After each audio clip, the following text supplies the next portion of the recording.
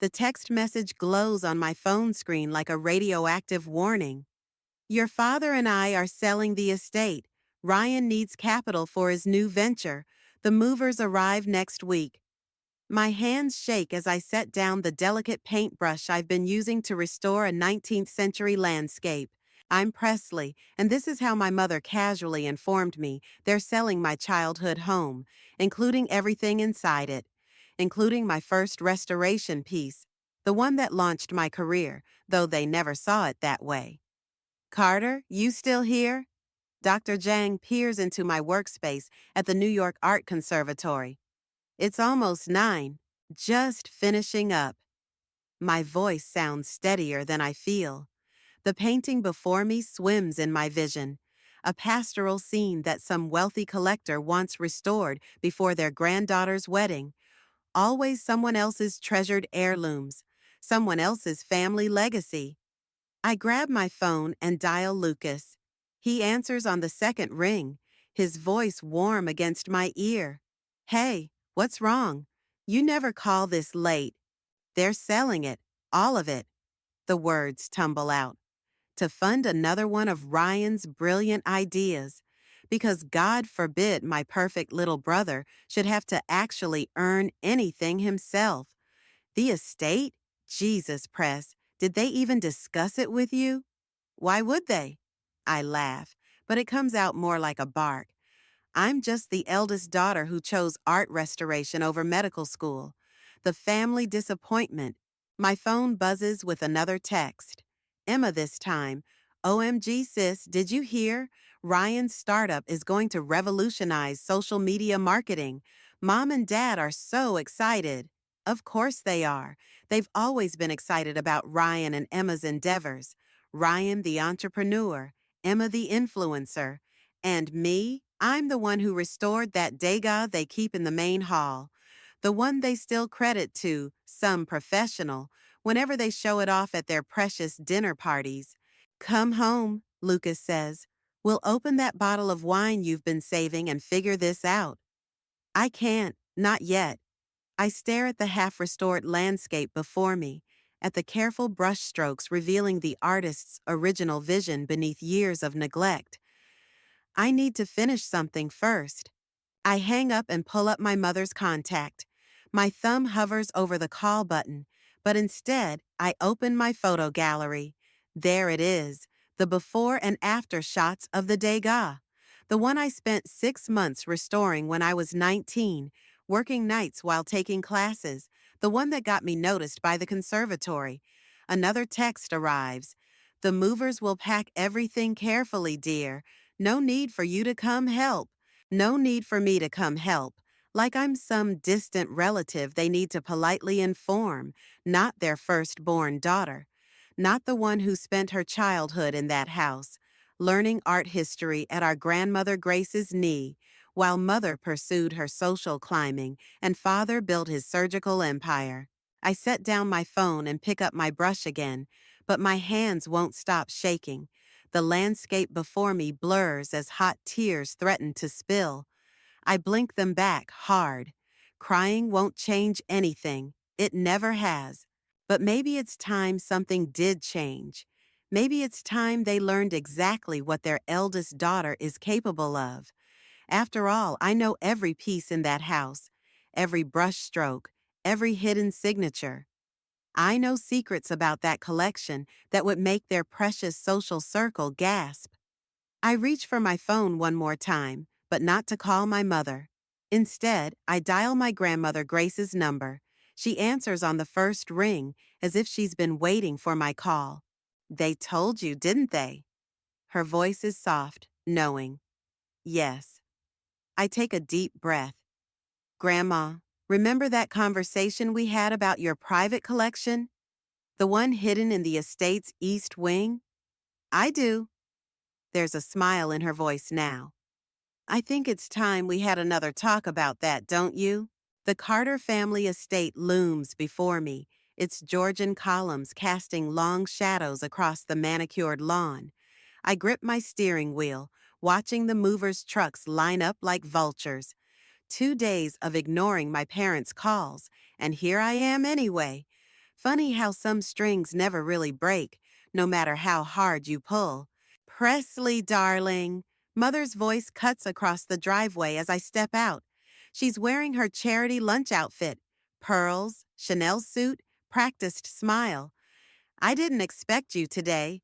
The movers have everything under control. I'm sure they do.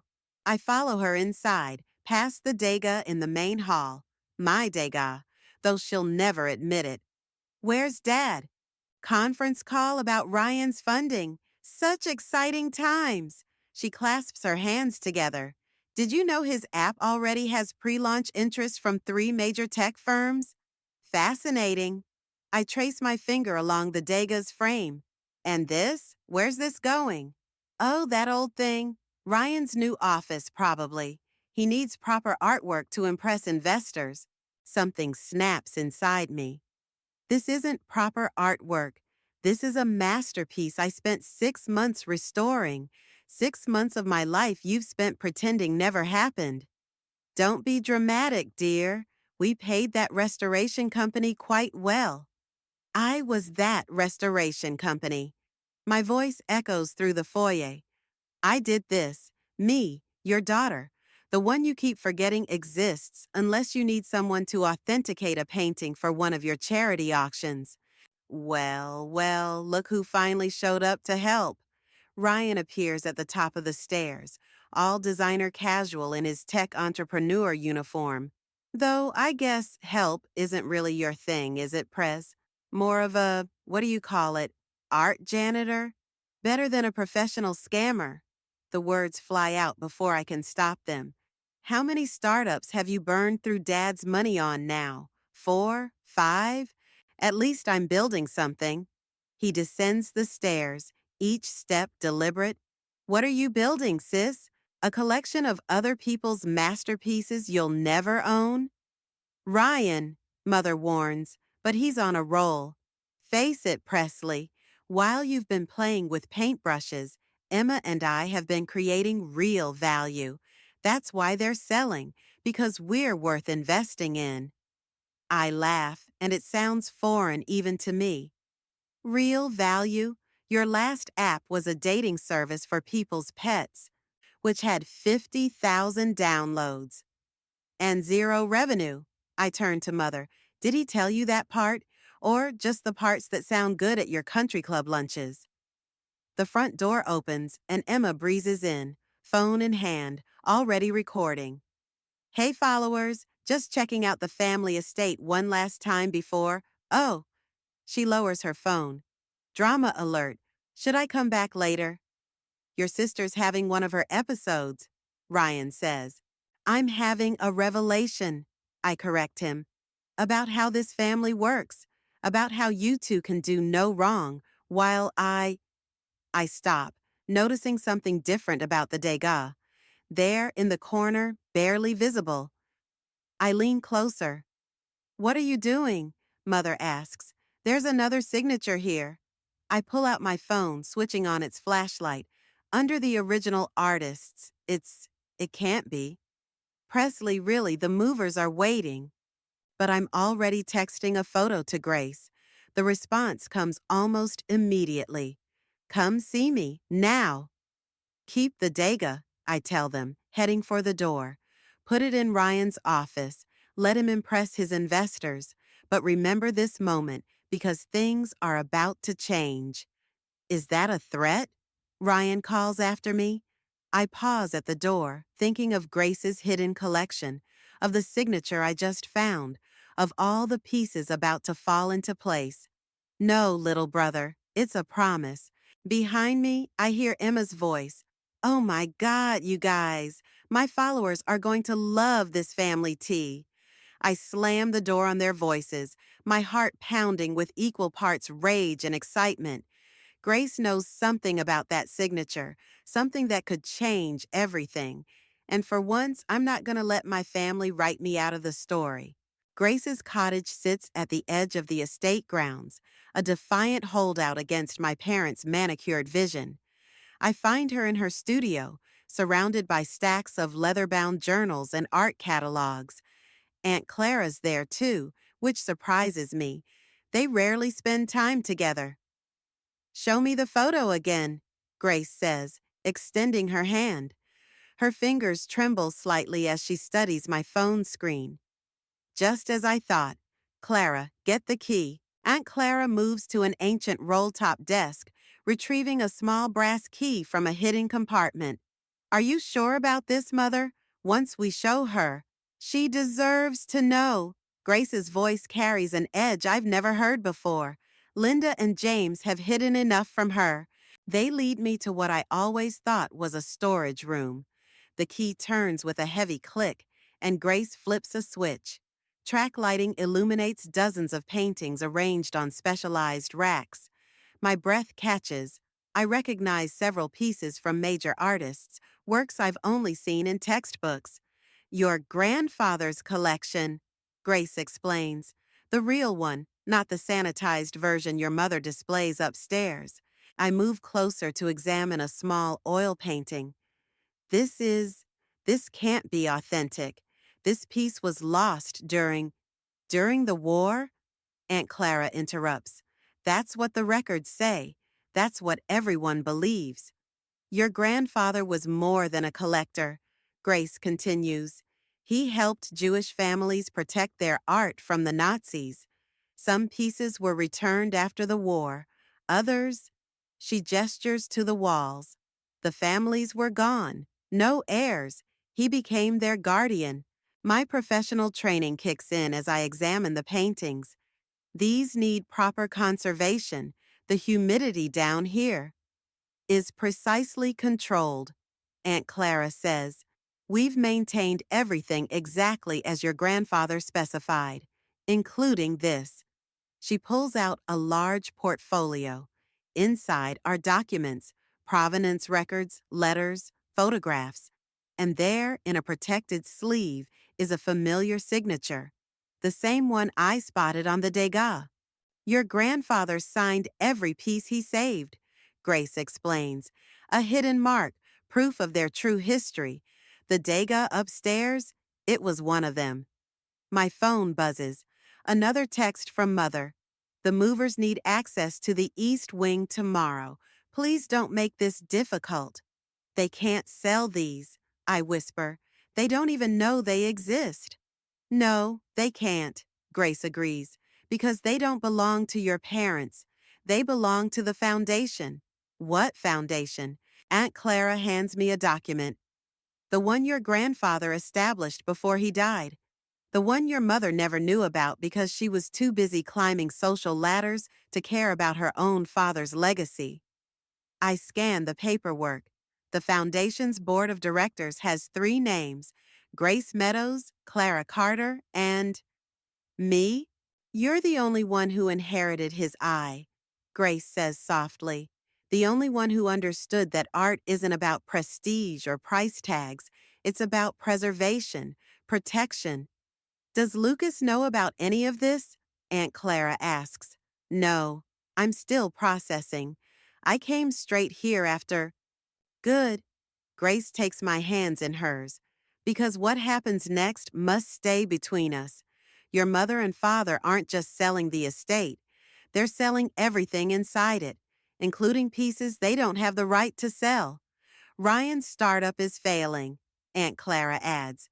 Badly. They're desperate for capital. My phone buzzes again. Emma this time. OMG, sis, Ryan's having a total meltdown about the investors backing out. Mom's freaking.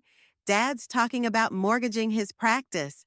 I look at the hidden collection, at my grandfather's signature, at the foundation documents making me part of something bigger than family drama. What do you need me to do?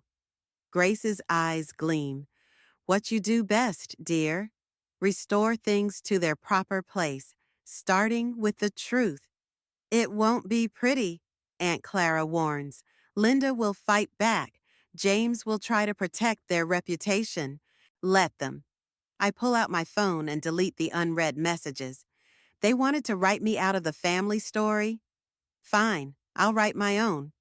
Grace smiles, and for a moment I see the steel beneath her grandmother's softness. Then let's begin. Lucas's apartment feels like neutral territory after the revelations at Grace's cottage. He listens without interrupting as I explain about the hidden collection, the foundation, my grandfather's secret signatures. When I finish, he doesn't immediately respond, just gets up and pours 2 glasses of wine. "You haven't touched your phone in an hour," he finally says, handing me a glass. "Because I know what I'll find. More demands, more manipulation." I take a sip, more of Ryan's crisis becoming everyone else's emergency. His laptop screen glows with a notification. Speaking of which, Emma's gone live on Instagram. You might want to see this. I watch my sister's perfectly curated face fill the screen. And honestly, my followers keep asking about the family drama, so let's just address it. Yes, Big Sis is trying to block the estate sale. No, she doesn't care that it could literally ruin Ryan's life. But that's not even the worst part. My wine glass freezes halfway to my lips. I wasn't going to say anything, but she's been secretly working with this shady art dealer. Dad found the emails. They're planning to steal pieces from the estate before the sale. Can you believe? I shut the laptop. They're trying to get ahead of it. They know I found something. But how? Lucas asks. My phone buzzes. A text from an unknown number. It's a photo of Grace's cottage, taken through the window. In frame, the open door to the hidden collection room. Someone was watching. My hands shake as I show Lucas. They saw us go in. Another buzz. My father this time. My office. Tomorrow morning, 8 a.m. Come alone or the board of trustees at your precious conservatory gets an anonymous tip about art theft. He's bluffing, Lucas says. But I'm already pulling up the foundation documents on my phone. No, he's desperate, and he's not alone. I forward him the surveillance photo. Mother's fingerprints are all over this. The shady art dealer story? That's her specialty, discrediting people while maintaining plausible deniability. So, what's your play? Before I can answer, my phone rings. Aunt Clara. Turn on the news, now. Lucas grabs the remote. The local station shows Ryan at a press conference, looking appropriately concerned in his startup casual blazer. While I can't comment on ongoing family matters, I want to assure our investors that the sale proceeds will be handled with complete transparency. He's using it, I whisper, using this mess to make himself look trustworthy to investors. There's more, Clara says. Your mother just called. She's meeting with an auction house tomorrow. She's going to have everything in the estate authenticated and cataloged, including the hidden collection. My wine glass slips from my hand, shattering on Lucas's hardwood floor. Red spreads like blood across the floor as the implications hit me. Once the auction house documents the collection, there's no hiding its existence, no protecting its secrets, no preserving my grandfather's work. I have to go, I tell Lucas, already grabbing my coat. Where? To make a choice. I pause at his door. The kind that can't be undone. Presley. He catches my arm. Whatever you're planning, remember who you're dealing with. They're not just your family anymore. They're opponents who know all your weak spots. I think of the Dega, of Grace's trembling hands, of my grandfather's hidden signatures marking pieces saved from war and destruction. No, I say, they're people who think they know all my weak spots, but they forgot something important. What's that? I've spent my entire career learning how to reveal what lies beneath the surface. I pull out my phone and dial Grace's number. Time to show them exactly what they've been looking at all these years.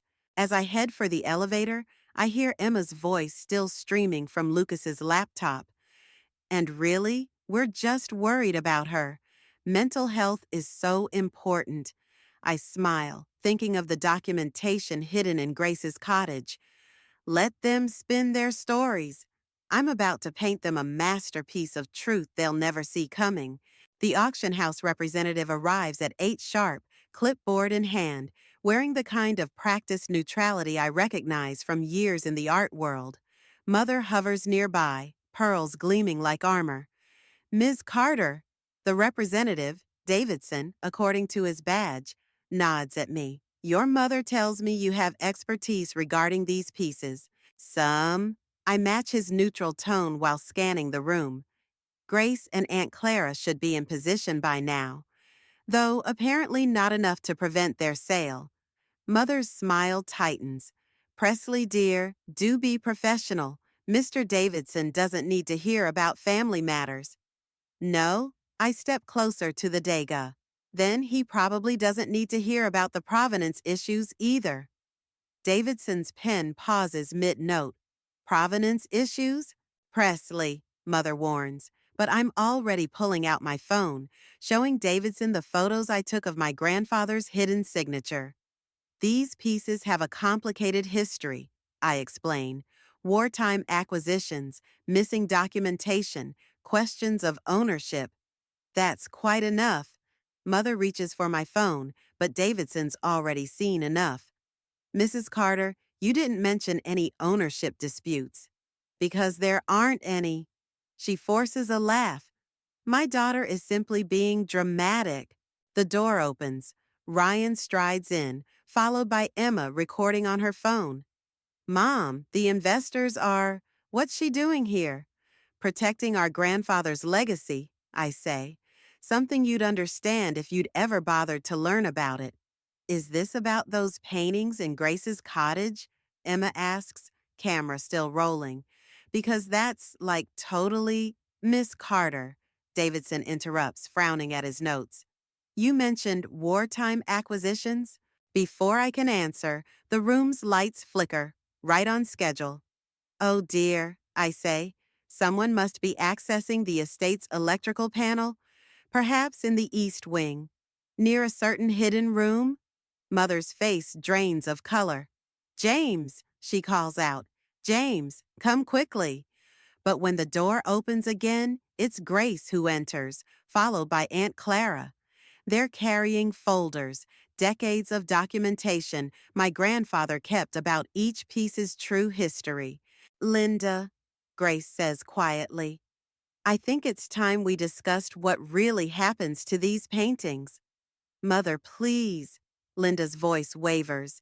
Think about what this will do to the family name. The family name? I laugh. You mean the one you've been using to cover up theft?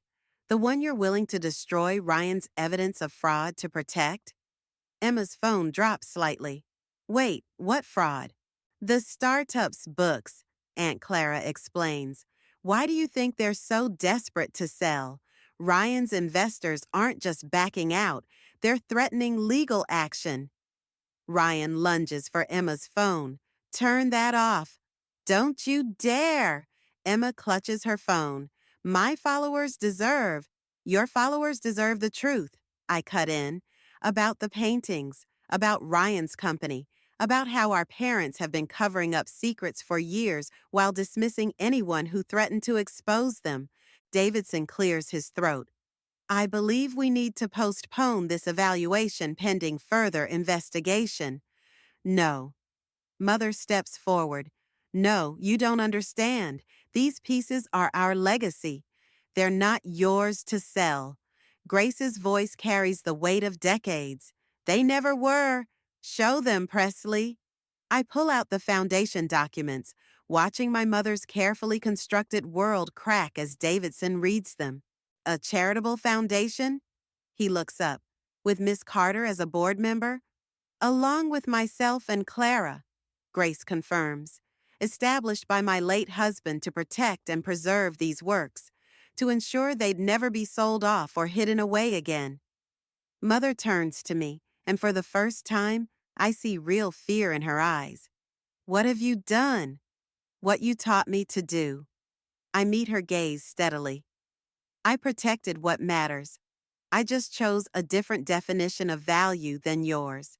Emma's still recording, Ryan's frozen in place, and somewhere in the house, I hear my father's approaching footsteps.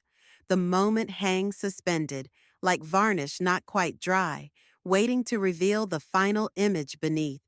I think of Lucas's warning about opponents who know my weak spots. But standing here, surrounded by allies who understand what really matters, I realize something. They never knew my weak spots at all. They just convinced me I was nothing but weakness. Time to show them my strength. The New York Art Conservatory's exhibition hall gleams under spotlights, each painting from Grace's collection perfectly positioned. I adjust the Dega one final time, my hands trembling slightly. In 3 hours, the doors will open to critics, collectors, and my family, whether they want to come or not. Security's in place, Lucas says, appearing beside me. Your father's lawyer already tried to serve us with a cease and desist. Grace's documentation shut that down fast. And the press? Already gathering outside. Emma's live streaming to her followers about family betrayal and artistic fraud. He touches my arm. Are you sure about this? Before I can answer, my phone rings. Ryan. I let it go to voicemail, but a text follows immediately. You have no idea what you've done.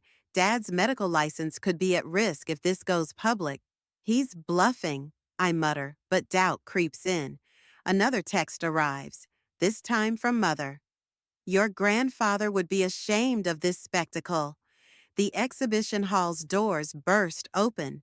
Father strides in, flanked by two men in suits. Not lawyers this time, hospital board members. Presley. His voice carries that familiar surgical precision. A word. The exhibition opens in 3 hours, I say. Whatever this, he cuts in, is about the hospital's endowment. Your mother's family has been the largest donor for 3 generations. If these paintings were acquired illegally, they weren't. I step forward. Grandfather documented everything. Documentation can be questioned. Reputations can be ruined. Is that what you want? To destroy everything our family has built? The board members exchange glances. I recognize their expressions, the same ones I've seen at countless gallery openings. They're already deciding which side to take. James? Grace's voice rings out as she enters with Aunt Clara. Still trying to control the narrative? Mother, please. He turns. This isn't about control. This is about Ryan's fraud? Clara interrupts. Or about how you've used the hospital's endowment to cover his failures.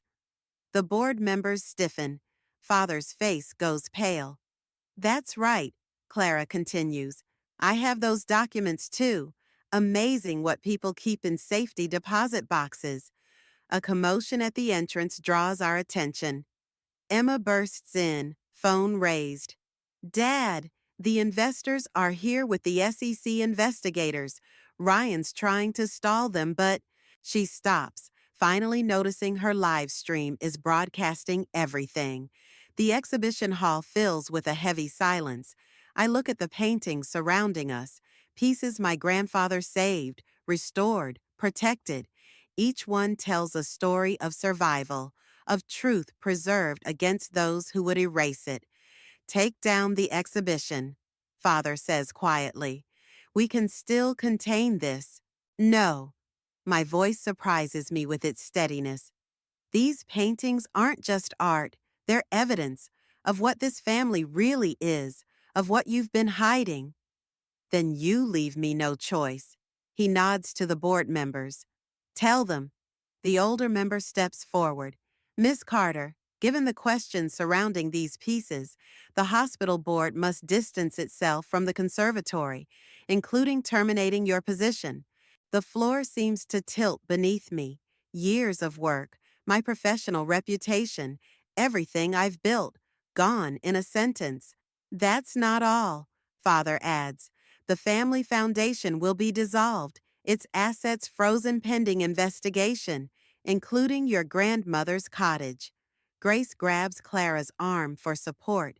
I see the fear in her eyes, the same fear the original owners of these paintings must have felt watching everything they loved being stripped away. You would do this? I ask Father, Destroy your own mother's home? You did this, he corrects me, with your spite and your revenge. I'm simply containing the damage. I look around the exhibition hall, at my life's work, at my grandfather's legacy, at the truth I thought would set us all free. Instead, it's become a weapon, turning back on everyone I wanted to protect. Lucas moves closer, but I step away. I can't bear comfort right now, not when I've failed so completely. Outside, camera flashes strobe through the windows. Emma's still streaming. Ryan's investors are coming. And all I can think is, I thought revenge would feel like victory. Instead, it feels like watching another masterpiece burn. The exhibition doors open to a flood of critics, collectors, and cameras. I stand near the Degas, watching my family's carefully constructed facade crumble in real time. Ryan huddles with his lawyers in one corner, while Emma live streams everything, her usual polish cracking under pressure. Remarkable restoration work, a voice says beside me. I turn to find Marcus Chen, the most influential art critic on the East Coast, studying the Degas. The signature beneath the signature, that was quite a discovery. It wasn't meant to be discovered, Father cuts in, appearing suddenly. These pieces aren't what, James? Grace moves forward, her wheelchair gliding silently across the polished floor. Aren't proof of what your father did, of what this family really stands for? Chen's eyebrows rise. And what exactly did he do, Mrs. Meadows? Before anyone can respond, the exhibition hall's screens flicker to life. Lucas's cue. Photographs fill the displays. My grandfather in his studio, working with Jewish families during the war, documenting each piece's history. His hidden signatures marking not ownership, but protection. He saved them, I say, loud enough for the gathering crowd to hear. While others were looting art, he was preserving it, protecting it, creating a record so the truth couldn't be erased. Presley? Mother hisses. You have no right. Actually, Chen interrupts, she has every right. He pulls out a folder. These restoration records show something fascinating. The technique used on this Degas, it's identical to previously unknown works that surfaced in Switzerland last month, works that just sold for 8 figures each. The room goes silent. I feel the weight of every gaze, every camera. That's impossible, Ryan scoffs. She's just an art restorer. She couldn't what? I step closer to my brother. Couldn't be successful without Dad's money?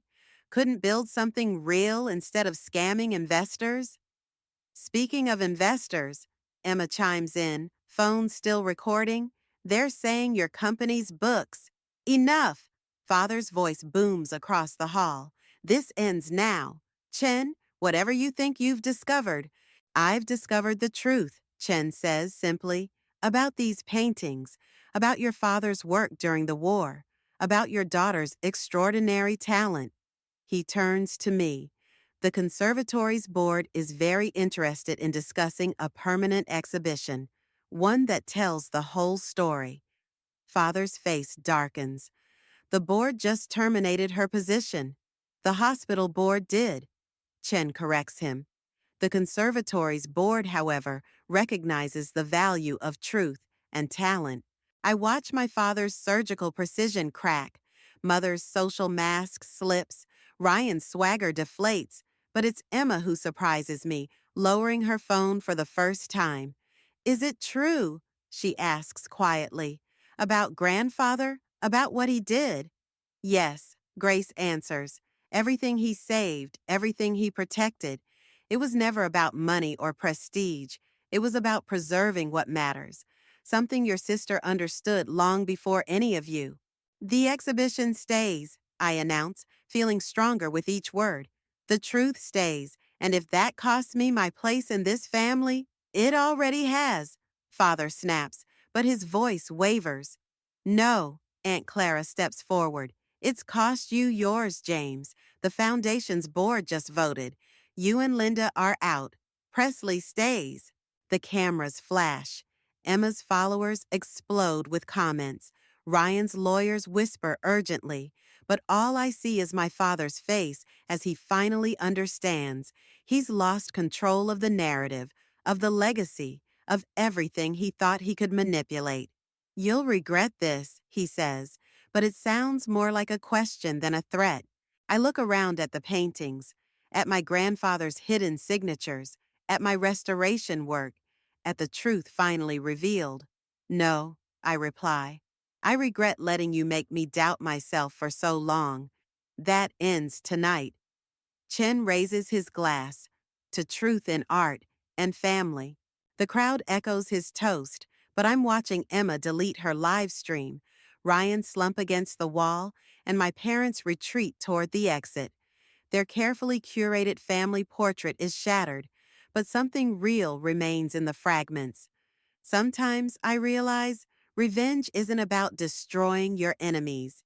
It's about preserving what they tried to erase, especially yourself. The Dega hangs in Grace's cottage now, restored to its rightful place. I adjust its position slightly, watching morning light catch the hidden signature, my grandfather's mark of protection, my own restoration work, our shared legacy of preservation. Your father's letter arrived, Grace says from her chair by the window. She holds up a cream-colored envelope still sealed. Third one this week. I continue arranging the exhibition materials for tomorrow's foundation launch. Emma called again too, says she's starting a documentary series about art restitution. And Ryan? Last I heard, he's facing indictment. The words don't bring the satisfaction I expected. The SEC found everything. Grace sets the letter aside. You haven't opened any of them. No.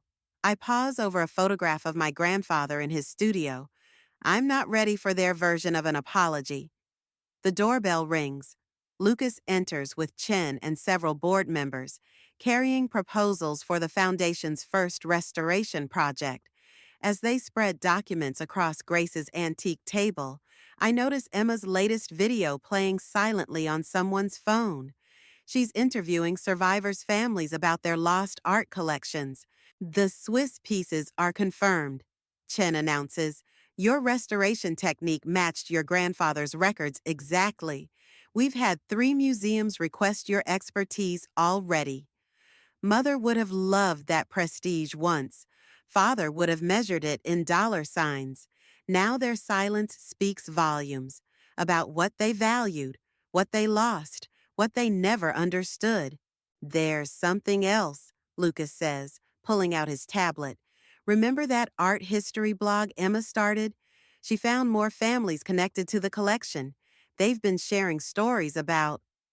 A knock interrupts him. Through Grace's window, I glimpse Aunt Clara helping someone out of a car. Father stands in the driveway, looking smaller somehow. Older. The surgeon's precision replaced by something almost like uncertainty. I'll handle it, I tell Grace, but she raises her hand. No, let him come to us this time. The knock comes again. I open the door to find him holding a folder of his own. Not hospital records or legal threats, but something that makes his hands shake slightly. I found these, he says without preamble, in your grandfather's study. I thought you should have them. Inside, photographs of me as a teenager, working on my first restorations. Notes in my grandfather's handwriting about my progress. A letter he'd written praising my talent, never sent. He saw you, Father says quietly, even when I didn't. James, Grace calls from inside, come see what your daughter has built. He hesitates at the threshold. The great surgeon, the family patriarch, now just a man facing the consequences of his choices. I don't have the right. No, I agree, but you have the opportunity. That's what preservation is about, isn't it? Saving what matters before it's too late? He steps inside. Emma's video plays on, showing lost art finding its way home. Chen discusses restoration techniques with the board. Lucas sketches designs for the foundation's logo. And there, beneath the Degas, Grace watches her son see his daughter's work through new eyes. I think about revenge, about how I thought it meant destroying the old picture to create a new one. Instead, it became about restoration, not just of art, but of truth, of perspective, of possibility. The sealed letters still sit on Grace's table. Maybe I'll read them someday. Maybe I won't. The satisfaction I sought isn't in their words anymore, but in this moment, my grandfather's legacy alive in every brushstroke, every hidden signature, every piece of art finding its way back to where it belongs. Ready for tomorrow? Lucas asks softly. I look around the room, at the family I chose, the family I fought, the family I might someday rebuild, and touch the Degas frame. Beneath the surface, beneath the damage and the lies and the years of neglect, something true remains, something worth preserving. Yes, I say, I'm ready.